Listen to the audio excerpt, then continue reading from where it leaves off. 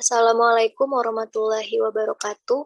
Dalam video kali ini, saya akan membahas materi tentang penganggaran partisipatif, yang mana materi ini bersumber dari buku Akuntansi Keperilakuan yang ditulis oleh Sri Wahyuni dan Jogianto. Berikut beberapa pokok pembahasan yang akan kita bahas dalam beberapa menit ke depan, yang mana pembahasan ini diawali dengan definisi penganggaran. Selanjutnya, fungsi dan tujuan penganggaran, dimensi penganggaran, definisi penganggaran partisipatif, peran manajer dalam penganggaran, pandangan keefektifan penganggaran partisipatif, alasan teoritis penganggaran partisipatif, kesenjangan penganggaran, strategi mengurangi kesenjangan partisipatif, teori-teori mengenai penganggaran partisipatif, dan contoh-contoh riset penganggaran partisipatif. Sebelumnya, kita perlu mengetahui apa itu penganggaran. Penganggaran merupakan unsur penting dalam suatu organisasi. Menurut Keynes 1979, yang menyatakan bahwa penganggaran merupakan suatu alat yang dapat digunakan untuk merencanakan pengeluaran dan pendapatan, mengendalikan, mengkoordinasikan, mengkomunikasikan, memotivasi, dan untuk mengevaluasi prestasi bawahan atau subordinat. Selanjutnya, dimensi penganggaran. Dimensi penganggaran ini terdiri dari dua, yaitu dimensi penyiapan dan dimensi implementasi. Dimensi penyiapan berkaitan dengan hal pendekatan persiapan dan penyusunan anggaran. Apakah menggunakan pendekatan top-down atau bottom-up. Kemudian berkaitan dengan persiapan master budget yang mencakup penganggaran operasional dan penganggaran modal. Dimensi yang kedua yaitu dimensi implementasi, yang berkaitan dengan bagaimana anggaran tersebut diimplementasikan sebagai rencana perusahaan. Dimensi implementasi disebut juga dimensi perilaku, yaitu reaksi yang dapat timbul dari pelaksana anggaran atau subordinat. Sebenarnya tidak hanya dimensi implementasi yang mempengaruhi perilaku subordinat, dimensi penyiapan anggaran juga dapat mempengaruhi perilaku subordinat. Penyiapan dan penyusunan anggaran suatu perusahaan akan mempengaruhi perilaku bawahan atau subordinat. Apakah akan direspon secara positif atau negatif tergantung dari penggunaan penganggaran itu sendiri. Selanjutnya, fungsi dan tujuan penganggaran. Penganggaran dalam suatu organisasi memiliki banyak fungsi dan kegunaan. Sebagaimana yang telah dikemukakan oleh Hansen dan Mowen tahun 2007, penganggaran dapat berfungsi sebagai yang pertama, mendorong manajer untuk selalu menyusun rencana. Yang kedua, menyediakan informasi yang digunakan untuk meningkatkan proses pengambilan keputusan. Yang ketiga, sebagai standar untuk mengevaluasi kinerja. Dan yang keempat, penganggaran dapat meningkatkan komunikasi dan koordinasi. Adapun tujuan penganggaran menurut Marchant tahun 1998, yaitu mengkomunikasikan rencana strategis ke seluruh divisi organisasi, mengkoordinasikan aktivitas antar divisi, dan memotivasi serta mengevaluasi kinerja manajer divisi. Selanjutnya, penganggaran partisipatif. Penganggaran partisipatif ini juga disebut dengan pendekatan bottom-up, karena penyusunan anggaran yang melibatkan atasan atau superior dan bawahan atau subordinat secara bersama-sama mulai persiapan sampai anggaran tersebut disetujui untuk diimplementasikan. Penganggaran partisipatif adalah sistem yang memungkinkan karyawan kunci dalam unit atau organisasi memberikan input ke dalam proses penganggaran, sehingga penganggaran partisipatif dapat dijadikan sebagai alat untuk memotivasi bawahan dengan lebih baik. Mengapa penganggaran partisipatif dapat memotivasi bawahan? Yaitu karena individual yang berpartisipasi memungkinkan bekerja dengan lebih keras untuk mencapai tujuan penganggaran. Individual merasa difasilitasi untuk bekerja sama, dan dengan partisipasi bawahan dapat menghasilkan anggaran yang lebih realistis yang dapat dicapai. Dengan demikian, penganggaran partisipatif dapat memperbaiki sikap, produktivitas, dan kinerja. Shield tahun 1998 menjelaskan bahwa penyebab dari penganggaran partisipatif itu ada 4, yaitu lingkungan, ketidakpastian tugas, ketergantungan tugas, dan asimetri informasi.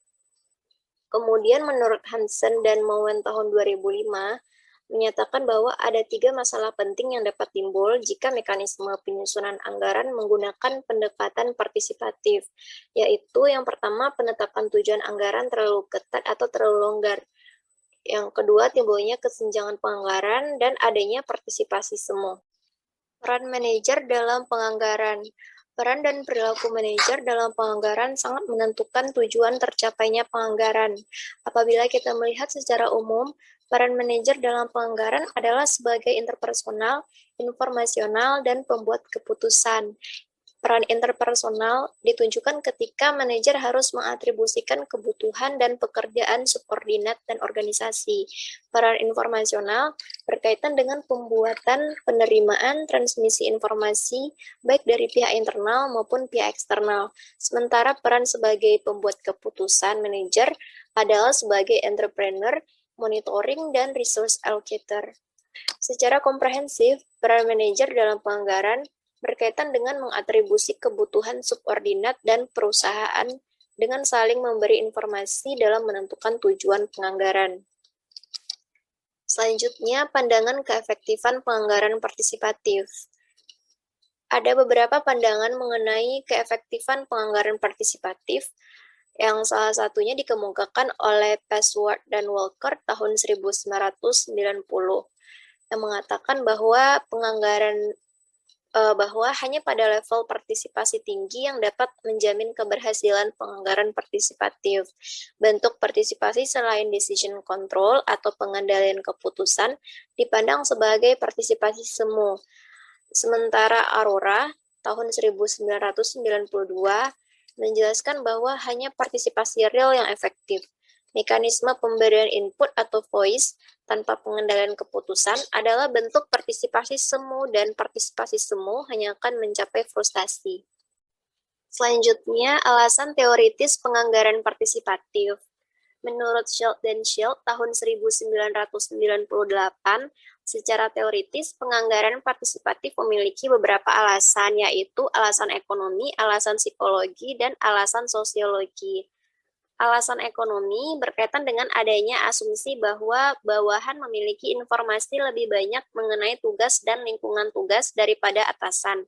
Partisipasi memungkinkan atasan mendapatkan informasi lebih lengkap dan dapat merencanakan segala sesuatu lebih efisien. Alasan ekonomi dapat berupa pembagian informasi dan koordinasi ketergantungan tugas-tugas antar subunit dalam kondisi asimetri informasi. Alasan psikologi. Penganggaran partisipatif yang melibatkan atasan dan bawahan memberikan 3 mekanisme. Mekanisme yang pertama, value attainment, yaitu alasan pencapaian nilai akan meningkatkan kepuasan dan moral karena partisipasi memberikan kesempatan bawahan mengekspresikan nilai.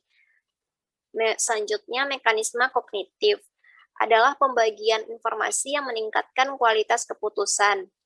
Mekanisme yang ketiga yaitu motivasi. Mekanisme kognitif dan motivasi akan mempengaruhi kinerja.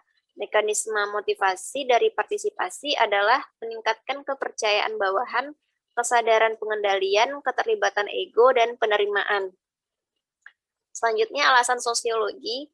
Teori-teori sosiologi memodelkan bagaimana konteks organisasional atau seperti ketidakpastian lingkungan dan struktur organisasi seperti desentralisasi merupakan penyebab penganggaran partisipatif. Selanjutnya, kesenjangan penganggaran. Terdapat 2 tipe kesenjangan, yaitu kesenjangan organisasi dan kesenjangan penganggaran. Kesenjangan organisasi berkaitan dengan adanya permintaan terhadap sumber daya organisasi yang lebih kecil daripada penawaran sumber daya tersebut. Sementara kesenjangan penganggaran merupakan kesalahan intensional atas informasi yang merupakan akibat dari pengajuan anggaran kos terlalu tinggi dan mengajukan anggaran pendapatan terlalu rendah dari jumlah estimasi terbaik yang dapat dicapai. Kesenjangan penganggaran adalah perbedaan antara jumlah anggaran yang diajukan oleh bawahan atau subordinat dengan jumlah estimasi yang terbaik dari perusahaan.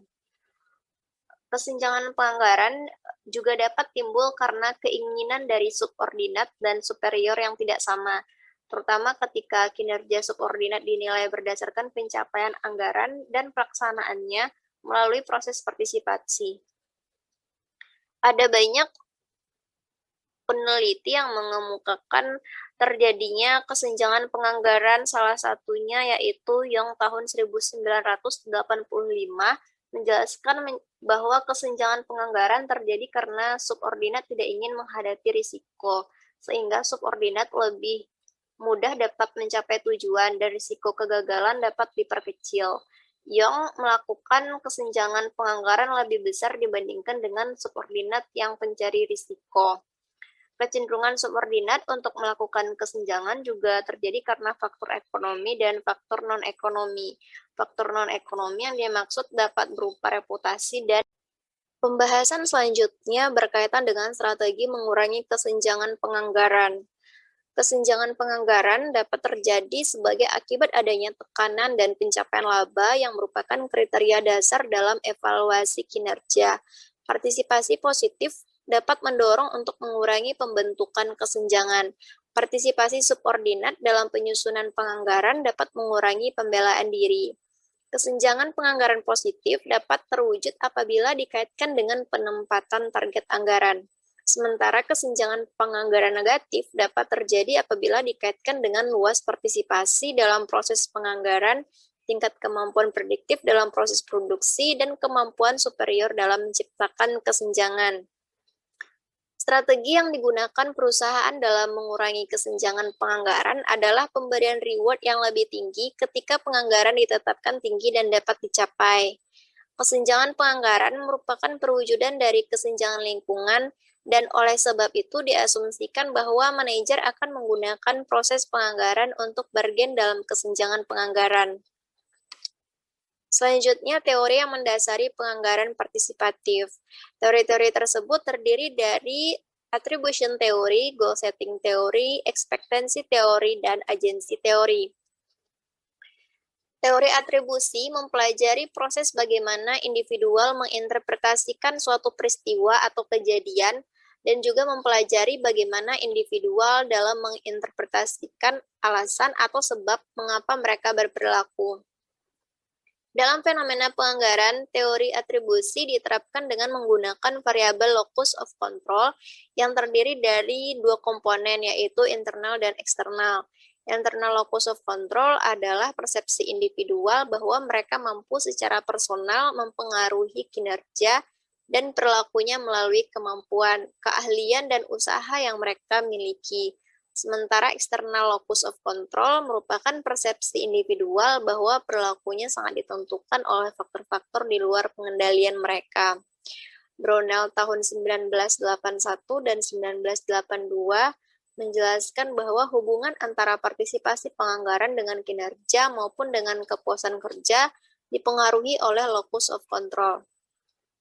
Teori selanjutnya yaitu goal setting theory, menyatakan bahwa perilaku individual ditentukan oleh dua faktor, yaitu value dan intention. Nilai atau value merupakan sesuatu yang dihargai individual sebagai upaya memperoleh kemakmuran. Individual telah menentukan tujuan atas perilakunya di masa depan, dan tujuan tersebut akan mempengaruhi perilaku mereka. Teori ini juga menjelaskan bahwa perilaku individual diatur oleh ide atau pemikiran dan minat mereka. Sasaran dipandang sebagai tujuan yang ingin dicapai, sehingga ketika individu memiliki tujuan tertentu, maka mereka akan mempengaruhi tindakannya dan konsekuensi pada kinerjanya.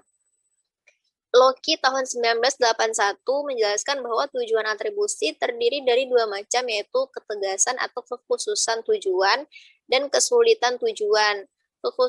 Kekhususan tujuan berkaitan dengan tingkat kinerja yang akan dicapai dengan jelas dan dapat dipahami oleh semua pihak yang terkait dengan pelaksanaan anggaran.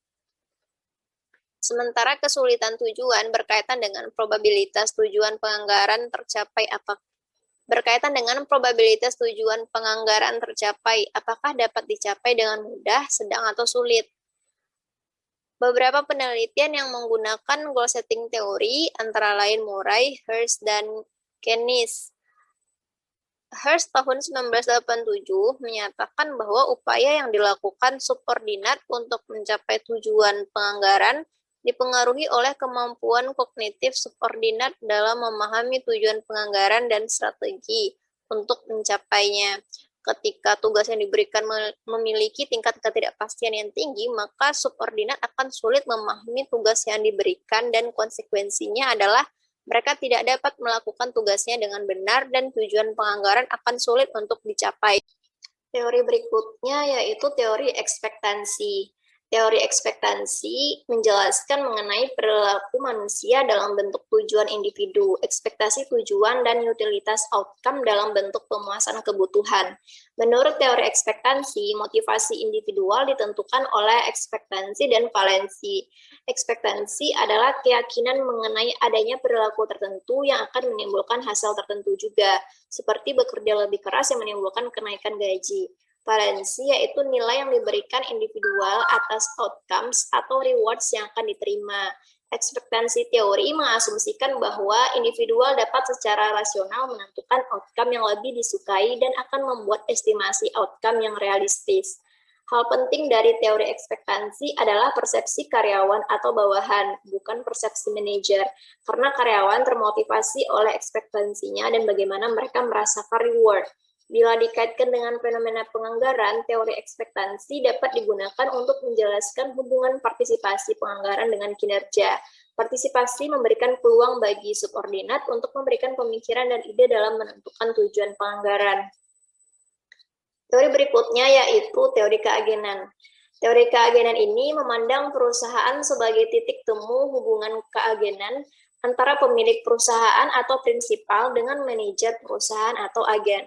Pihak-pihak yang terlibat dalam hubungan keagenan dalam perusahaan berusaha memaksimalkan utilitas mereka, sehingga mendorong timbulnya konflik kepentingan antara prinsipal dan agen. Prinsipal menginginkan tingkat probabilitas yang selalu meningkat, sedangkan agen berusaha memaksimalkan pemenuhan kebutuhan ekonominya melalui kontrak kompensasi.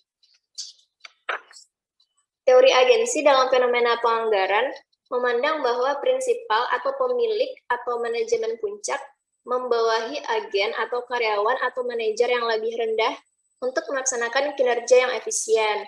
Teori agensi berasumsi bahwa kinerja perusahaan ditentukan oleh usaha dan pengaruh kondisi lingkungan. Oleh karena itu, prinsipal dianggap sebagai risk netral dan agen sebagai risk averse dan effort averse. Prinsipal dan agen seringkali dimotivasi oleh kepentingannya sendiri, sehingga menimbulkan konflik kepentingan di antara keduanya. Prinsipal lebih mendasarkan kompensasi yang diberikan agen pada hasil, namun agen lebih menyukai sistem kompensasi tidak hanya berdasar pada hasil, tetapi juga dari tingkat usahanya. Pembahasan yang terakhir yaitu contoh-contoh riset penganggaran. Keynes tahun 1979 meneliti tentang hubungan antara karakteristik anggaran terhadap sikap dan kinerja manajerial, di mana hasilnya menunjukkan bahwa variasi dalam gaya penganggaran manajemen tingkat atas yang tercermin dalam karakteristik tujuan anggaran dapat berdampak signifikan terhadap sikap dan kinerja manajer tingkat bawah.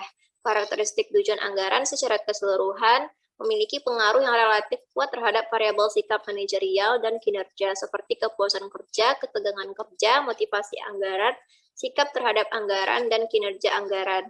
Efek karakteristik tujuan pada keterlibatan kerja, efisiensi biaya, dan prestasi kerja di sisi lain ditemukan relatif lemah. Secara khusus, temuan menunjukkan bahwa manajer bereaksi positif dan relatif kuat untuk meningkatkan kejelasan tujuan anggaran. Manajemen tingkat atas dengan bantuan Departemen Akuntansi dapat meningkatkan kepuasan kerja, mengurangi ketegangan kerja, dan meningkatkan sikap terkait anggaran, kinerja anggaran, dan efisiensi biaya manajer tingkat bawah secara signifikan dengan meningkatkan kejelasan dan spesifitas tujuan anggaran mereka. Selanjutnya, mulai tahun 1990, menjelaskan rangka konseptual goal teori melalui partisipasi penganggaran atas pengaruhnya terhadap kinerja manajerial. Dalam model riset Murray dijelaskan bahwa desain sistem pengendalian dapat melalui 3 proses, yaitu pertama, partisipasi penganggaran akan mempengaruhi kinerja melalui variabel goal level dan variabel motivasi. Hal ini berarti bahwa adanya partisipasi penyusunan anggaran, target atas level tujuan yang ditetapkan dapat tercapai, yang kemudian akan mempengaruhi motivasi kerja dan pada akhirnya dapat mempengaruhi kinerja. Kedua, partisipasi penganggaran mempengaruhi kinerja melalui goal level, goal komitmen, dan motivasi, yaitu bahwa adanya partisipasi dapat meningkatkan tercapainya goal level yang selanjutnya, akan meningkatkan komitmen karyawan pada tujuan unitnya, sehingga dapat meningkatkan motivasi kerja yang pada akhirnya mempengaruhi peningkatan kinerja. Ketiga, partisipasi penganggaran dapat meningkatkan kinerja melalui goal komitmen dan motivasi. Selanjutnya, Shield dan Young tahun 1993 meneliti hubungan antara partisipasi penganggaran dengan kinerja manajerial. Dalam menjelaskan hubungan tersebut, studi ini menggunakan pendekatan teori agensi. Dalam penelitiannya, Shield dan Young ini menyarankan hubungan antara partisipasi penganggaran dengan kinerja secara ekstensif yang diuji pada tingkat individu. Tim lintas fungsional harus menjadi unit analisis dalam studi kinerja partisipasi penganggaran masa yang akan datang. Walaupun dalam kenyataannya bahwa tim proyek lintas fungsional sering bertanggung jawab untuk implementasi capital budget, namun belum ada studi akuntansi sampai saat ini yang menunjukkan pengujian atas dampak partisipasi anggota tim anggaran pada kinerja. Kemudian berikutnya, Fisher tahun 2000 menguji mengenai proses penyusunan penganggaran dan konsekuensi ekonomi. Dalam penelitian Fisher ini, proses penyusunan penganggaran dikaitkan dengan adanya kesenjangan penganggaran dan kinerja bawahan. Studi ini menguji perbedaan antara penganggaran yang disusun berdasarkan proses negosiasi dibandingkan dengan penganggaran melalui unilaterally atau secara sepihak.